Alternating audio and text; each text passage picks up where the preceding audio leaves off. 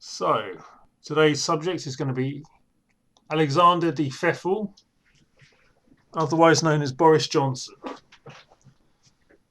Going to be looking at his features. The ancient Chinese believed that our faces told a story, that the lives we led would leave markings on our face, and that our faces could show not just the kind of lives we led, but also the health implications.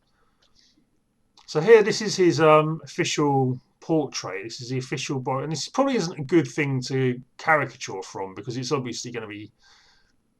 They've airbrushed out his jowls a little bit, but if we look here, I've put together the two left sides of his face. Ancient Chinese believed that we had two kind of faces.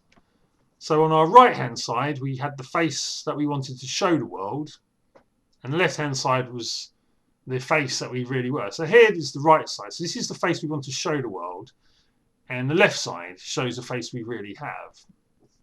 So we can see there's a kind of the two right sides look a bit more friendly than the left side. The left side we also notice, even though it's very unflattering light, but there's a very narrow bridge to the nose.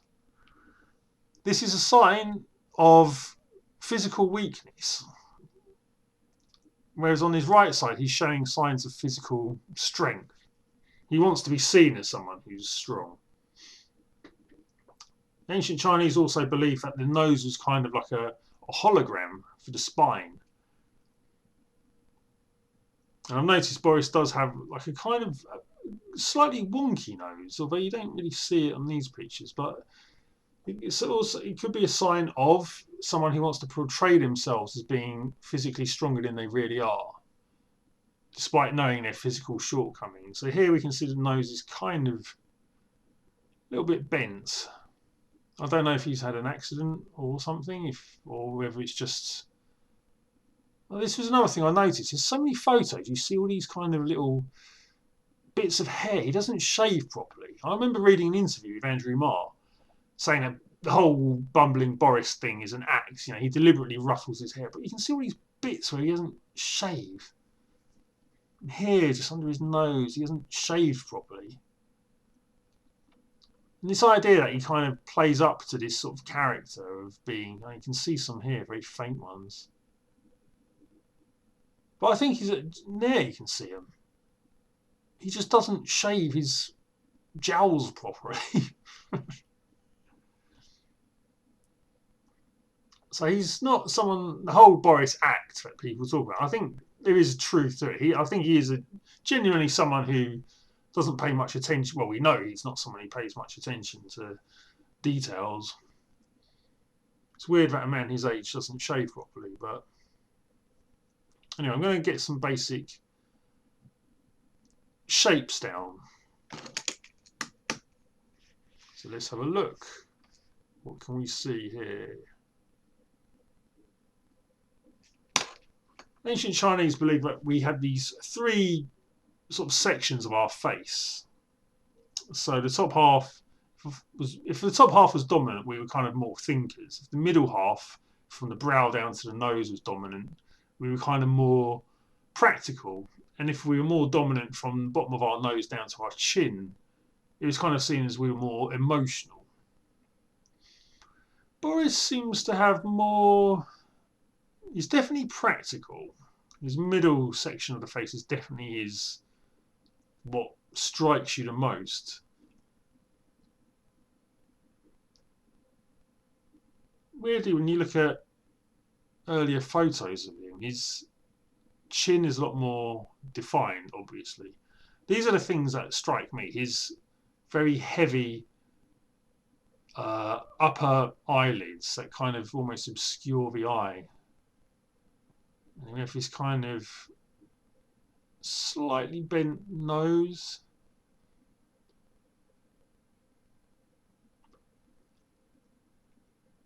He's looking a bit more like Vladimir Putin than he does Boris, but just getting the basic shapes in. So I'd say it was kind of his middle section and his jowly section. kind of a dominance.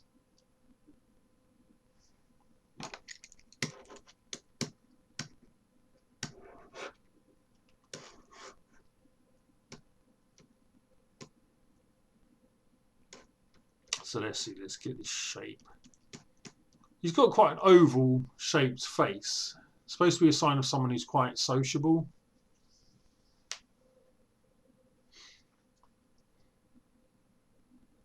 And he generally has soft features. Not just because he's a bit podgy, but so I'd say it's kind of the middle section is almost his most dominant section. His face is actually quite evenly distributed, which is good and bad, because sometimes if you didn't have a dominant section of the face, it meant that you were always in conflict. So your thinking, emotions, and your practical self would always be in conflict with each other. So sometimes having an evenly distributed face wasn't always a blessing.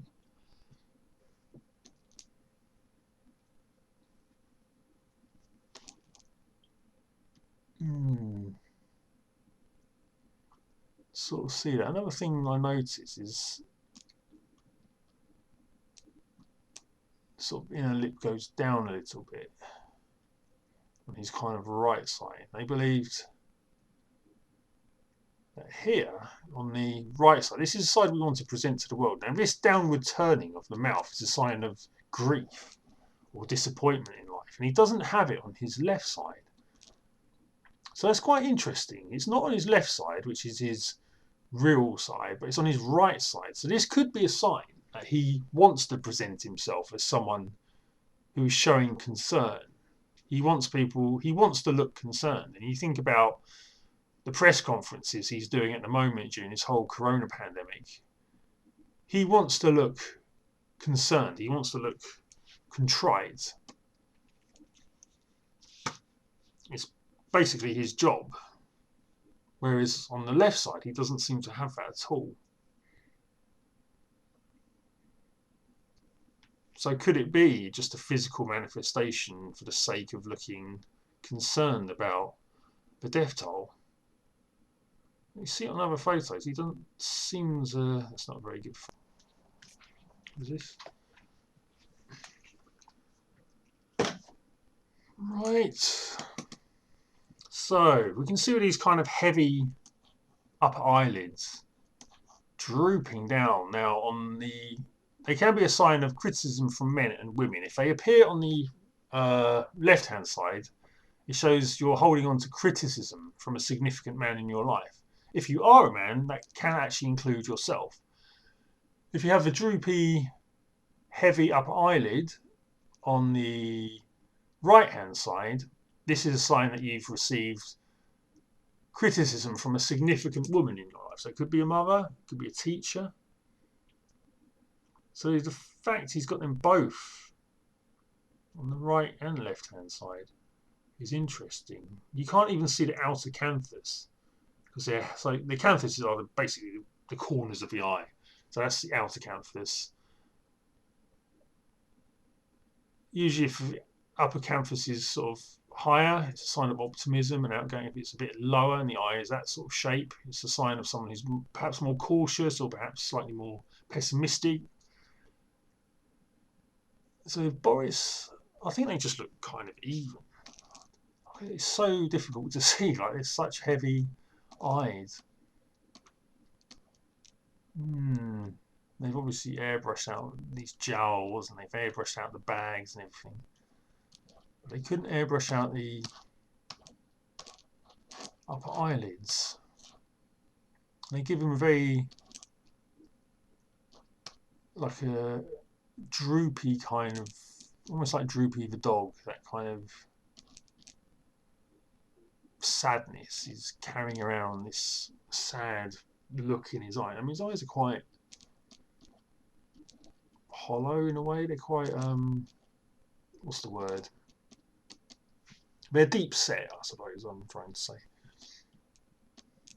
It's almost as if his pupils look in two different directions. So something like that.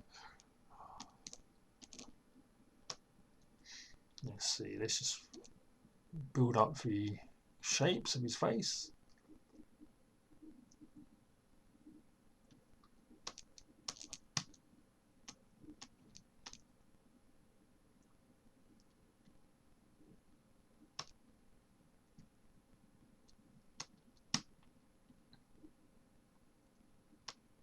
His eyes are...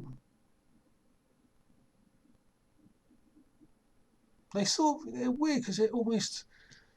They look as though they're closer together than they actually are. His eyes are sort of...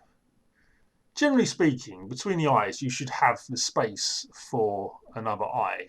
That's kind of average, but there's something about Johnson. His eyes look a lot closer together than they actually are. At least to me, that's kind of how I see him. I was thinking, is it to do with the brow bone? But he doesn't have much of a brow bone. Generally, women don't have a brow bone, but men tend to. It's a sign of testosterone. But Boris got that little tip at the end of his nose. He's got quite long nostrils. This is a good sign. This is supposed to be someone that's good at investing. Ah, this is interesting. He doesn't have purpose line. These lines around the mouth, sometimes called naviolabial furrows, but basically just lines that come down from the nose around the mouth. They're called purpose lines. Generally, the ancient Chinese believed that if you didn't have them by the age of 50, so he doesn't really have them at all. If you didn't have them by around the age of 50, you're going to... Basically, you weren't going to live very long. You weren't going to have very... You weren't going to enjoy the remainder of your life. He really doesn't have purpose lines. It's a strange thing, but I do notice these lines here. Now, this is another thing. These are the joy lines. These are the sadness lines. No purpose lines at all. Very faint, just, you know.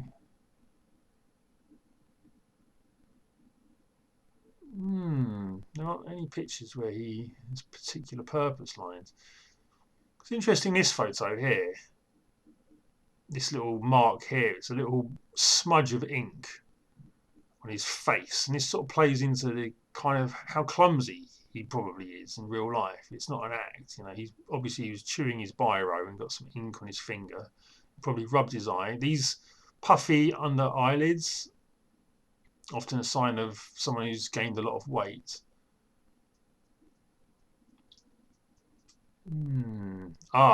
Grief lines. These sort of little lines on the cheek.